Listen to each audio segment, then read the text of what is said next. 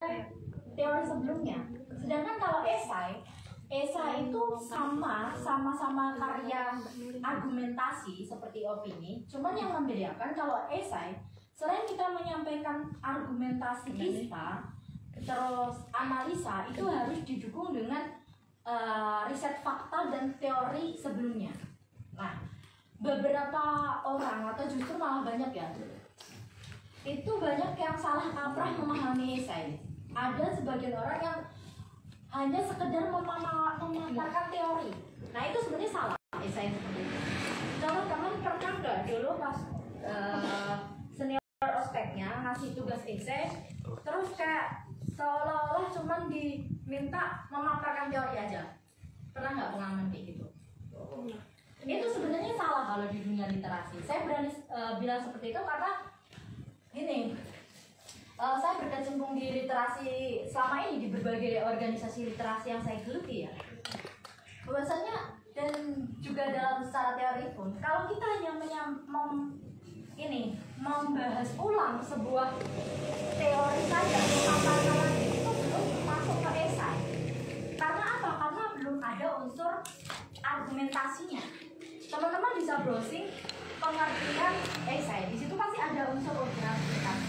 Esai adalah sebuah karya prosa yang mengandung argumentasi penulis. Nah, harus ada yang didukung dengan teori. Jadi teorinya jangan nyampe seberangan ya. Nanti teman-teman misalnya buat argumentasi gini terus ngambil teorinya malah nggak dukung pendapatnya sampean, jangan. Jadi kalau bikin esai, jadi harus ngambil teori yang dukung. Jangan dibalik. Kalau kebanyakan orang yang salah kaprah memahami esai itu, dia justru ngambil teorinya dan argumentasi penulisnya cuma dikit, malah justru bukan argumentasi, cenderung cuma maparkan ulang teori atau jelaskan aja. Nah, itu salah. Kalau makalah mungkin masih bisa ditoleransi ya, dan disoroti, lalu diperkuat sama teori. Contoh misalnya ada fenomena sekarang misalnya orang cenderung suka pergaulan bebas misalnya. Orang suka cenderung pergaulan bebas. Nah, terus misalnya ini kita soroti dengan argumentasi kita nggak cocok dengan alasan seperti ini bisa merusak bangsa dan sebagainya. Nah, itu kemudian harus diperkuat lagi dengan teori apa? Misalnya pakai teorinya Skinner. Kenapa ini bisa terjadi? Karena menurut Skinner itu ada stimulus plus respon. Apa artinya? Hal ini dipengaruhi oleh stimulus tertentu, misalnya perkembangan adanya akses teknologi yang sangat bebas, misalnya pornografi dan sebagainya yang tidak terkontrol, sehingga responnya itu mempengaruhi otak kita untuk bertindak yang tidak terkontrol, misalnya seperti itu. Jadi harus diperkuat gitu, dengan teori itu. Tadi ada karya motivasi, opini, esai, terus yang juga termasuk artikel. Nah, artikel ini gini teman-teman. Artikel versi kita di kuliah sama kita menggeluti misal kata terjun ke literasi itu atau ke media ya. Karena ini teman-teman Permasta sudah punya website ya.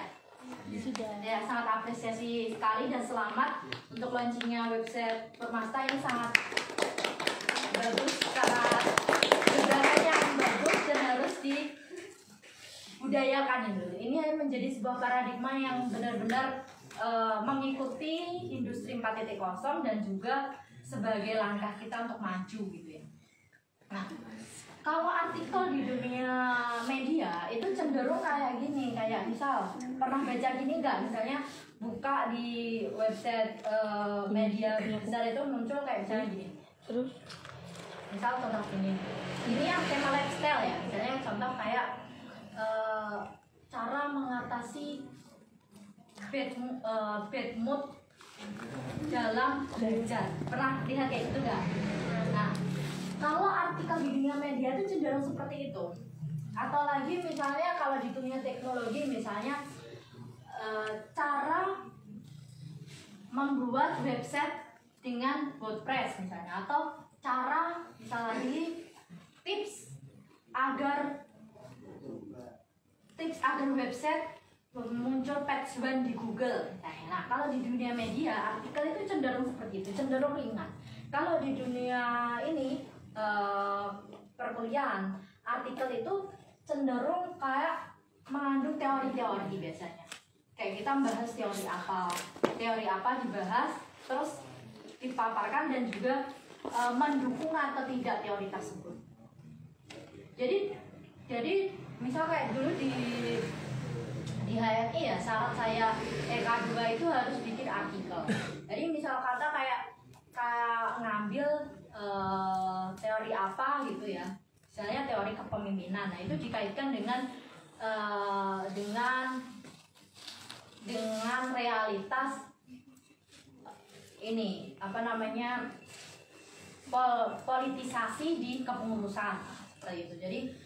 Jadi kayak kalau artikel di dunia perkuliahan atau pendidikan itu cenderung kayak ada unsur-unsur menyampaikan teorinya. Tapi kalau di dunia media itu cenderung kayak misal kata cara, tips dan sebagainya itu bisa disebut juga dengan artikel. Itu ada yang ingin ditanyakan? Ini pada kemana nih teman-teman? Ya boleh tanya dulu. Gini, untuk tanya sebutkan nama sama jurusan ya. Terus soalnya tadi kan saya ada yang kayak kenalan, ada yang enggak belum apa. Silakan. Saya Cindy Amalia dari jurusan akuntansi syariah.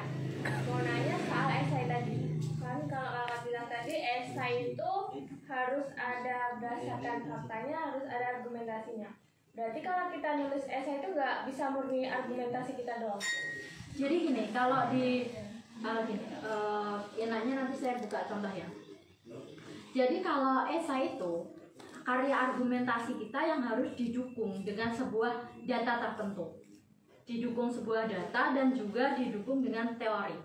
Kalau hanya argumentasi saja, itu masuknya ke opini. Bentar, Pak, ambil HP dulu. Teman-teman silakan untuk buka di website penulisan ekbkj.com. Kita langsung sedikit lihat perbedaan esai dan opini dulu ya sebelum nanti masuk ke ini. Dia benar minta tethering? Enggak. Ini Mbak. Apa sih? Maaf ya. Apa namanya? Malu. Oh iya. Alay pasti passwordnya. Beli paketan. Alay banget. Ini dah Mbak. Tak kasih contoh nanti.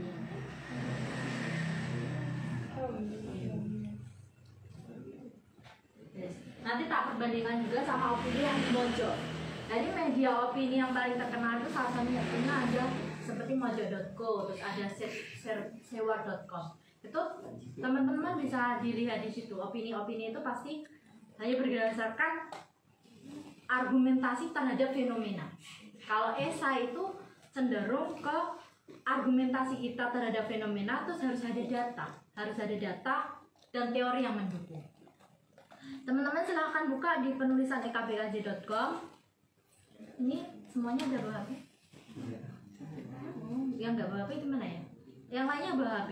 Ini bagi dua aja, lihat ya.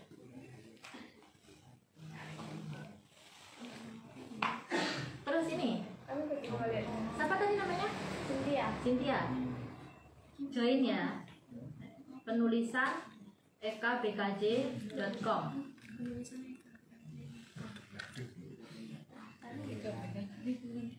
Saya kasih contoh dulu. Sudah masuk? Penulisan ekbkj.com sudah masuk. Terus di bagian Yang ini kan ada label di situ ya. Geser ke bawah ada label, itu klik yang bagian EKBKJ-nya yang tentang atau profil atau yang mana? benar. Geser ke bawah deh. Ke bawah ada tulisan label kan. Penulisan ekbkj.com. Bukan yang ekbkj.com loh ya, penulisan ekbkj.com. Penulisan. Iya, penulisan ekbkj.com. Itu ganti berarti. Ya. Beda loh ya, kalau yang ekbkj.com itu cenderung ke teknologi. Yang penulisan ekbkj.com udah. Terus masuk di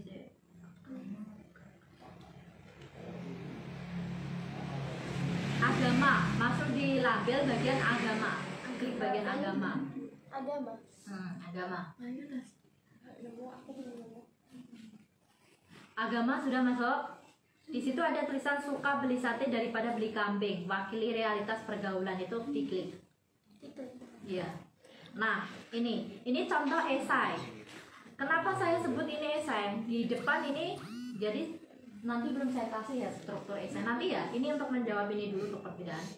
Jadi kalau esai itu kita, tadi kan saya ngambil judul suka beli sate daripada beli kambing. Itu sebenarnya adalah bahasa metafora ya, kiasan wakili realitas pergaulan. Kamu belum? Udah. Nah, suka beli sate daripada beli kambing itu zaman dulu, tahun-tahun dulu itu pernah viral kan kata-kata itu, makanya saya kutip. Dulu tuh pernah viral kayak di lagu dulu lagu apa ya dulu itu sempat booming.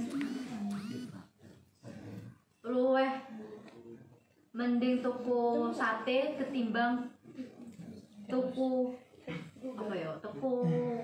Dulu sempat ada viral kata-kata ini. Ini sebenarnya tulisan saya di tahun-tahun awal, tapi baru saya posting di web itu sekitar 2018. Sebenarnya ini tulisan sudah di awal-awal saya kuliah semester apa ya, semester 2 kalau nggak semester 3. Dulu sempat ada booming di sosial media tuh suka beli sate daripada beli kambing. Itu maksudnya adalah kayak lebih baik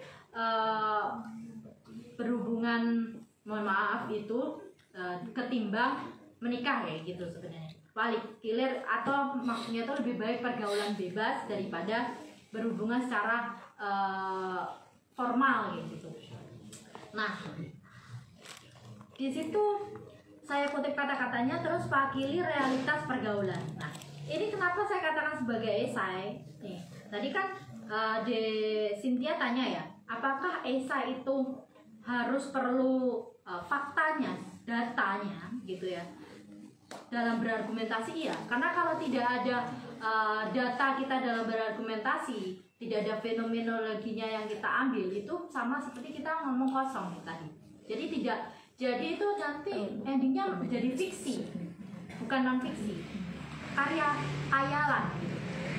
Kalau kita ngomong terus tidak didasari dengan sebuah data realitas yang ada gitu ya, itu jadinya khayalan atau fiksi, bukan non fiksi. Terus di sini di bagian pembuka itu kan ungkapan suka beli sate daripada beli kambing menjadi tren di kalangan masyarakat, bla bla bla. Ini adalah opini terhadap fenomena tersebut. Terus kemudian masuk ke faktanya, tidak jarang kita melihat muda-mudi bukan muklim berduaan dan bermesraan di berbagai tempat dan sebagainya.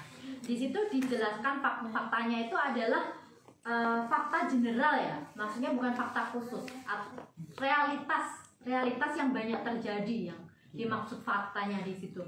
Jadi bedanya fakta berita sama fakta esai itu di sini. Kalau fakta berita itu yang sedang news, yang sedang baru terjadi saat itu, misalnya ada tabrak mobil di sini gitu. Itu fakta khusus. Kalau fakta general itu adalah realitas yang diamini atau diakui oleh banyak orang saat ini. Contoh yang diakui banyak orang saat ini, misal Indonesia sekarang pejabatnya banyak yang korupsi.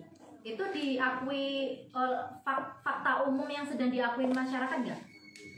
Nah, jadi seperti itu. Jadi bukan fakta khusus. Kalau berita itu maksudnya fakta khusus, harus yang sedang terjadi saat itu. Tapi kalau esai itu fakta general atau umum, yang realitas yang sedang diamini, yang sedang diakui banyak orang, semua orang mengakui itu. Nah seperti ini, kita melihat bukan muklim bermesraan berduaan dan sebagainya, itu kan fakta umum saat itu, ya kan? Saat waktu saya nulis waktu itu. Nah, kemudian di situ saya menunjukkan juga bukti nyata salah satu kisah teman yang saya samarkan namanya di dengan kisahnya itu. Nah, ini bukan fiksi yang dimasukkan kisahnya itu. Bedanya gini, tadi kan kalau motivasi kan tadi siapa bilang? Bima bilang kan ya, Meriliana dia yang disampaikan apa? Pengalaman ya kan. Nah, di sini esai tadi saya mencantumkan sebuah kisah nyata teman gitu. Jadi ini bukan fiksi, bukan khayal. Kalau khayalan, misalnya kayak fiksi, kita bisa ngarang. Nah ini tidak, cuma disamarkan seperti itu. Kisahnya seperti itu. Ada bla bla bla, teman-teman bisa lihat. Nah kemudian di bagian kalau di bahasa di dunia platform itu adalah H1 atau heading 1, pergaulan bebas telah meluas, atau kalau bahasa di literasi itu adalah subjudul. Nah di bagian subjudul teman-teman lihat di bagian ini pergaulan bebas bla-bla-bla terbukti pada tahun 2010 data gitu. Nah itu ada datanya, data yang memperkuat argumentasi gitu ya kan, bahwa pergaulan memang sedang meluas. Nah, diperkuat datanya di situ. Itu titik saya itu di situ. Jadi argumentasi disampaikan tapi juga harus ada data. Kemudian turun lagi, fenomena bangsa seperti ini seharusnya turun di bagian fenomena. Nah, itu bagian awal kata itu adalah penyampaian argumentasi, kemudian ditambah yang kalimat sampingnya seperti teori psikologi behavioris. Nah, itu maksud saya. Jadi setelah bilang gitu ya, fenomena bangsa seperti ini seharusnya dapat kita cermati dan menjadi bahan dalam berintrospeksi diri. Nah, seperti teori psikologi behavioris yang ditemukan oleh Skinner. Jadi ini saya membuat sebuah korelasi antara fenomena yang sedang terjadi, terus data dari 2010 dari BKKBN ya kan, terus fakta umumnya tadi di atas, terus dikaitkan lagi, dikuatkan lagi. Kalau saya itu harus dikuatkan lagi teori yang mendukung. Kenapa kok sampai hal itu terjadi? Oh ternyata di teorinya Skinner bahwasanya sebuah tindakan itu dipengaruhi oleh stimulus plus respon. Dijelaskan atau dipengaruhi oleh sebuah stimulus tertentu apa, terus dipengaruhi oleh lingkungan, nah, kayak gitu. Jadi menjawab pertanyaannya di Cynthia tadi, memang benar kalau esai itu harus diperkuat sama teori. Jadi nggak bisa kalau esai hanya argumentasi saja, nanti jatuhnya opini. Gimana di Cynthia? Oke, terus sebelum masuk ini ya, saya contohkan sekarang buka ratuekbkj.com. Di ratuekbkj.com, masuk di bagian politik, klik aja itu ada simbol politik kan, itu diklik politik.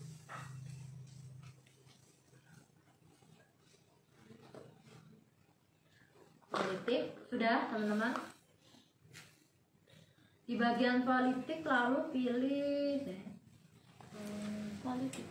Ya, kan itu ada page 1 gitu ya. Itu diklik di halaman 2. Halaman 2. Sudah? Klik politik, ratuekbkj.com, klik politik. Halaman 2.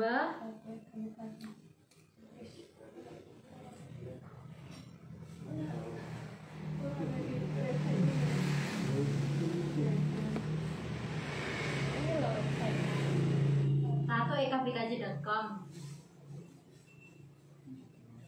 Beda website ini teman-teman ya. Jadi jangan salah website nanti. Klik politik, sudah belum? Belum.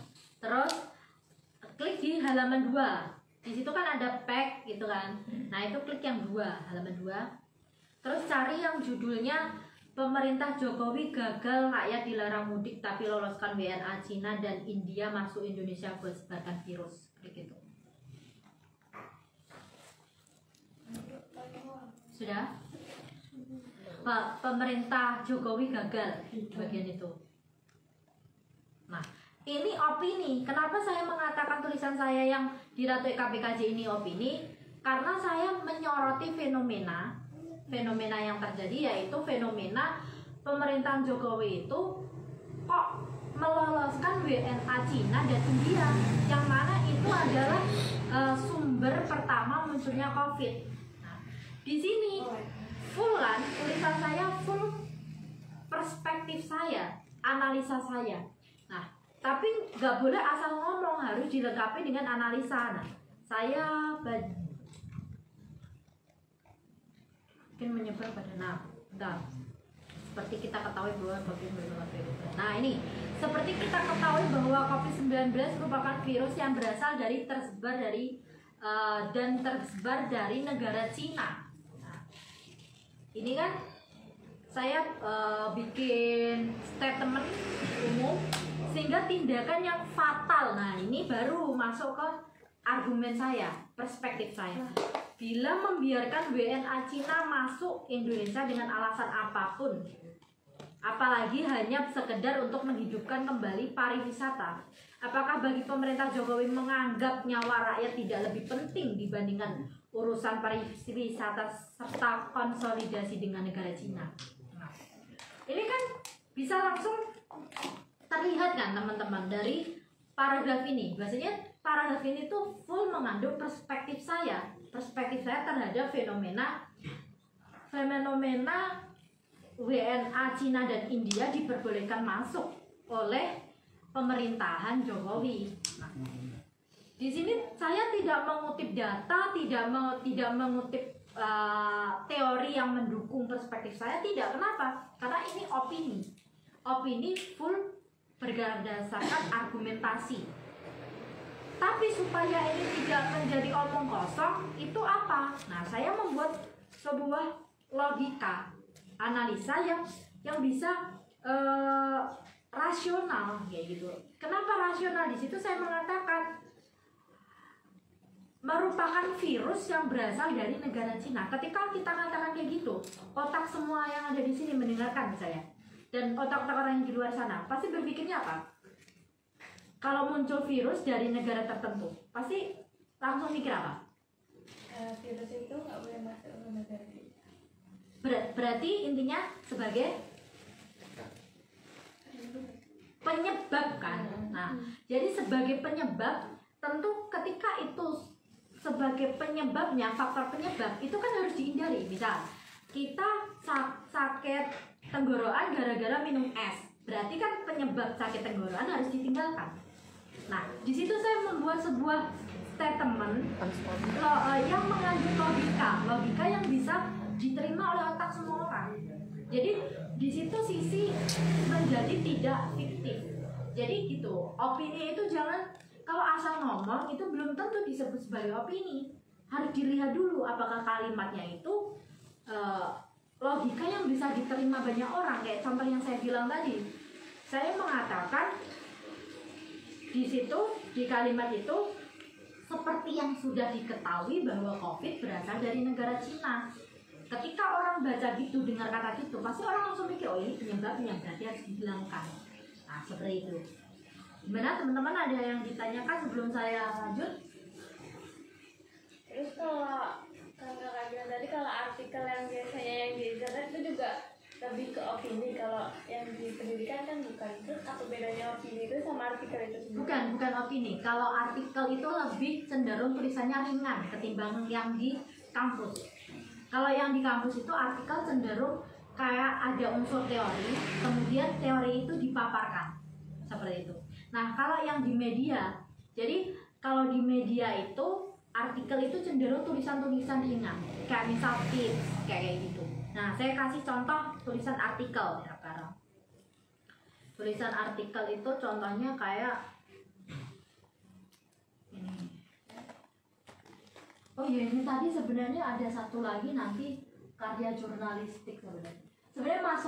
Sebenarnya ini saya bedakan karena unsur faktanya nanti akan berbeda sama yang karya ilmiah atau karya seni ilmiah.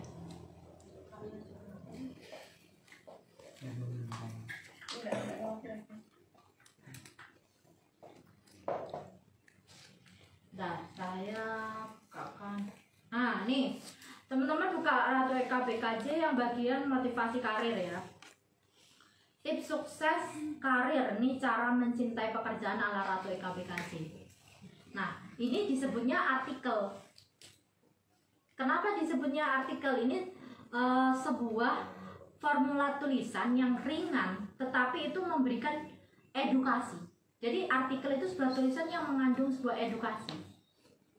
Kalau berita, tulisannya mengandung sebuah informasi. Nah, sedangkan kalau esai dan opini, tulisannya mengandung argumentasi. Kalau sastra, tulisannya mengandung imajinasi. Di situ tulisan cara mencintai pekerjaan sangat penting dan lain sebagainya itu, terus kemudian ada poin-poinnya itu ya kan. Satu, memiliki pekerjaan yang sesuai passion dan bakat, sugesti positif dan sebagainya. Itu sebagai tulisan artikel. Nah, jadi artikel-artikel yang di media itu tulisannya cenderung ringan seperti itu, tulisan-tulisan yang ringan. Sedangkan kalau artikel-artikel yang di kampus gitu, itu cenderung ada unsur teoritisnya. Itu yang membedakan. Benar, ada yang tanyakan lagi? Kak, ya. Untuk perbedaan signifikan antara karya ilmiah dan semi ilmiah itu apa, Kak? Kalau berarti ulang lagi nih. Jadi kalau ditanya orang apa sih bedanya ilmiah sama kalau semi ilmiah? ilmiah itu dibatasi dengan teori dan metode penelitian tokoh sebelumnya. Kalau semi ilmiah itu bisa berupa argumentasi, bisa berupa pengalaman, perspektif. Jadi nggak perlu dibatasi sama teori-teori ataupun metode penelitian. Seperti yang saya jelaskan tadi loh. Kalau ilmiah, kita untuk menyebutkan perilaku itu dipengaruhi apa. Nah, itu kita nggak bisa langsung bikin perspektif dipengaruhi ini, nggak bisa. Tapi harus meneliti dulu pakai metode apa, mau metode kualitatif atau kuantitatif atau apa namanya tadi, kajian pustaka. Jadi kalau misalnya kita mau mengatakan pengaruh perilaku remaja zaman sekarang kayak gini, pengaruh gadget terhadap perilaku remaja zaman sekarang misalnya.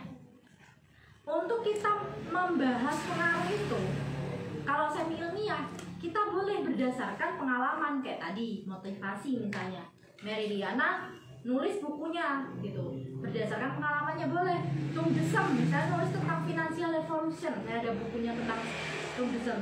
Nah, tulisan-tulisan Tung Desem di situ bukan berdasarkan teori, tapi berdasarkan mentor dia di motivator kayak, terus berdasarkan pengalaman dia juga dalam mengelola keuangan boleh, atau berdasarkan argumentasinya, ketidaksepakatan terhadap fenomena tertentu karena itu mengandung dampak tidak adil misalnya, kayak misalnya pemerintah Jokowi masuk TKI Cina tadi. Jadi itu dia ya yang signifikan perbedaannya. Kalau semi ilmiah itu berupa argumentasi, pengalaman, terus perspektif, tidak dibatasi sama metode penelitian.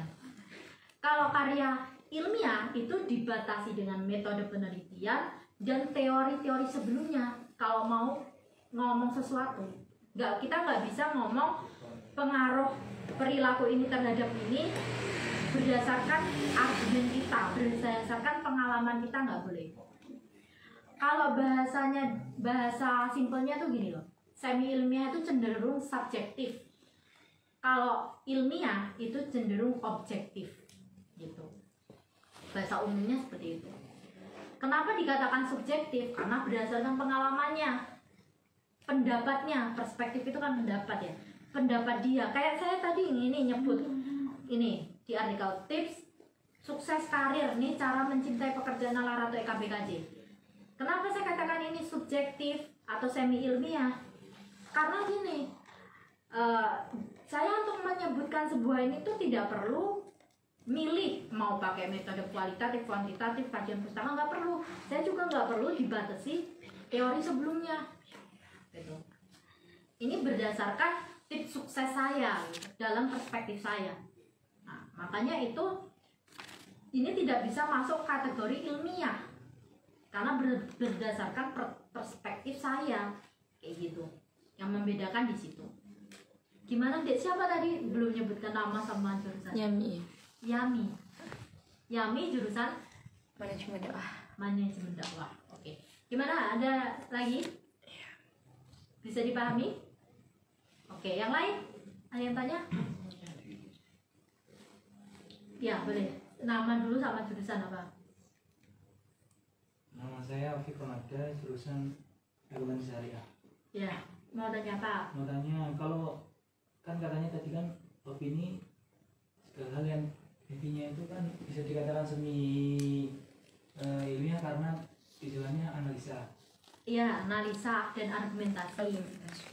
Berarti kalau contoh saya bangun tidur, saya lihat teman saya Sophie hari ini bisa baca buku gitu. Terus setelah itu saya buat story gitu. Itu termasuk opini ya? Gimana?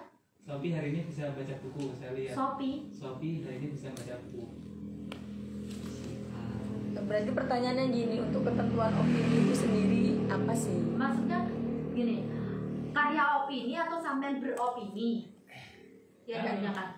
Mas karya opini itu kan dituangkan dalam tulisan ya. Iya. Nah, kalau analisanya tuh sebenarnya tuh apa ya? Spontan gitu. Spontan itu bukan dianalisa. Analisa itu membutuhkan kinerja dalam membandingkan sebuah fenomena, dan ini mengandung unsur negatif, positifnya, dampaknya apa. Berarti kalau spontan itu pakainya adalah, kalau di psikologi bahasanya itu alam bawah sadar, bukan alam sadar. Jadi itu tidak masuk opini, tidak masuk karya opini kalau spontan. Gini, sampai untuk menghasilkan tulisan itu kalau cuma spontan saja gitu ya, terus tidak ada pertimbangan, apakah sampean yakin tulisan sampean itu bisa dipertanggungjawabkan? Misal contoh, sampean mau menilai siapa misalnya Cynthia itu, misal kata mau menilai dia itu, katakanlah misalnya apa ya, misal pintar, itu untuk mengatakan dia pintar itu ada indikatornya nggak? Nah, jadi untuk menyebutkan indikator sama tidak mikir nggak? Nah, jadi harus mikir. Jadi opini itu argumentasi yang berdasarkan analisa. Kalau analisa itu spontan berarti bukan analisa. Kalau spontan itu cenderung pakainya afektif, rasa, alam bawah sadar. Kalau analisa itu pakainya alam sadar. Harus diketahui dulu indikatornya apa, dampaknya apa, perbandingannya apa. Kayak tadi saya nulis yang Jokowi tadi ya kan. Saya nulis itu tadi itu nggak kasar. Misalnya gini, saya kok benci sama tokoh A. Ini saya bandingkan ya, bedanya kalau pakai rasa sama pakai logika. Ketika itu disebut sebagai opini, ya, walaupun saya benci banget sama tokoh A ini, kalau misal kata itu programnya bagus, ya saya harus menyampaikan argumentasi logis terkait dukungan program itu. Tapi karena saya benci sama tokoh A, misalnya aku nggak suka sama Prabowo misalnya, terus misalnya Prabowo bikin program yang katakanlah sebenarnya itu positif, kalau terus tetap saya caci maki, itu bukan masuk ke argumentasi, bukan masuk ke karya semi ilmiah, tapi itu maksudnya afektif, rasa, kita benci. Dan kalau nulis di dunia opini itu harus pakainya logika. Kita nggak boleh kalau cuma karena dasarkan rasa aja terus saya nggak suka nih, pokoknya saya maupun programnya bagus nggak peduli, tetap aja dibilang ini misalnya misal kata ini dengan kata-kata yang caci maki, nah itu nggak bisa disebut sebagai karya. Justru malah lebih mendekati ke ujaran kebencian misalnya kayak gitu. Atau kalau nggak ada kata ujaran kebencian, terus kalau terus nulis kayak gitu, jatuhnya hoax. Jadi nggak boleh ya teman-teman di dunia media, walaupun karya opini itu ya berdasarkan pendapat, yang dimaksud pendapat itu harus logik, harus bisa dipertanggungjawabkan realitasnya. Kalau sampean sokor spontan, nggak suka orangnya ini ya, kok ini misalnya ini presiden kok kurus ya, gini-gini, ini nggak cocok jadi presiden. itu misalnya sampai dua tulisan, saya tidak suka misalnya dua tulisan, sebaiknya Indonesia tidak memiliki presiden yang kurus karena ini Jelek dipandang. cenderung dilihat tidak enak misalnya gitu. Nah itu bukan argumentasi, yang bukan opini, bukan didasarkan analisa, tapi didasarkan afektif atau alam bawah sadar, ketidaksukaan gini. Jadi dalam menulis sebuah opini itu harus berdasarkan rasionalisasi, harus berdasarkan analisa yang bisa dipertanggungjawabkan. Kalau sampean spontan berarti belum dianalisa. Karena ketika mengatakan sesuatu hal itu pasti butuh indikator. Orang nulis indikator, bukan nulis ya, menyebutkan indikator ya pintar aja loh tidak mikir. Apalagi menyebutkan sebuah fenomena yang itu untuk semua orang gitu. Pasti butuh mikir. Nah, ada yang tanyakan lagi deh? Oke, ini saya lanjut dulu ya. Oke. Kita tak minum ya.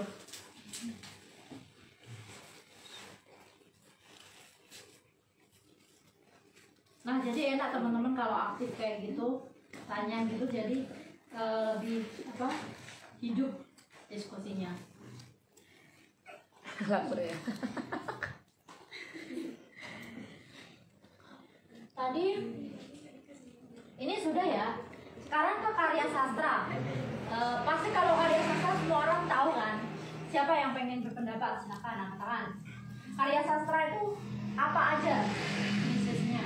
Novel. Novel, benar, puisi, cerpen, apa? Cermin. Cermin. Cerita.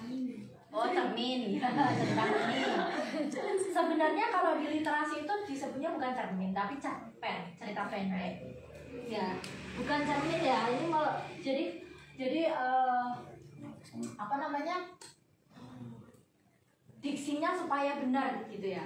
Sebutnya cerpen bukan cermin. Oke, apalagi novel, puisi, cerpen, komik, ya benar, komik, pantun, ya.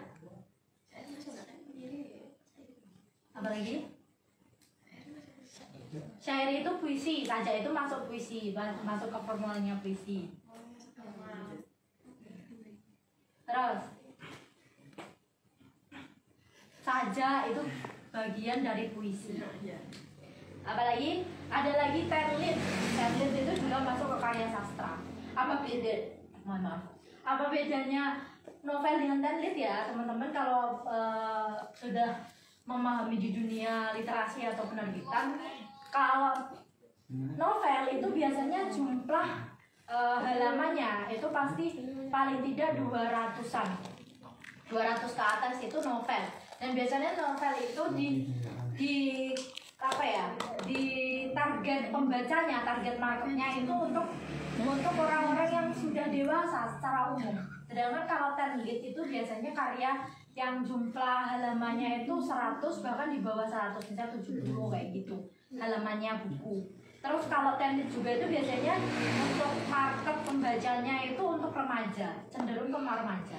Makanya teman-teman kalau misalnya beli ke buku gitu ya, misal kata ke Gramedia atau ke mana ini situ Togamas gitu. Kalau yang cenderung biasanya di toko-toko yang besar ya, dikelompokkan itu terlit itu biasanya kayak karya-karya jumlahnya halaman nggak terlalu banyak. Terus untuk remaja itu biasanya terlit kayak gitu. Sebenarnya kalau secara teori formalnya itu disebutnya novel aja, cuman karena di dunia penerbitan di literasi itu biasanya lebih dikategorikan lagi kayak gitu. Jadi kalau terlit itu yang untuk remaja jumlah halamannya lebih sedikit ketimbang novel. Ada puisi, ada pantun, novel, terus cerpen, komik. Nah, semua itu termasuk karya sastra. Bedanya sama yang dua ini apa? Kalau karya sastra itu fiksi atau hayalan, pakainya imajinasi. Kalau karya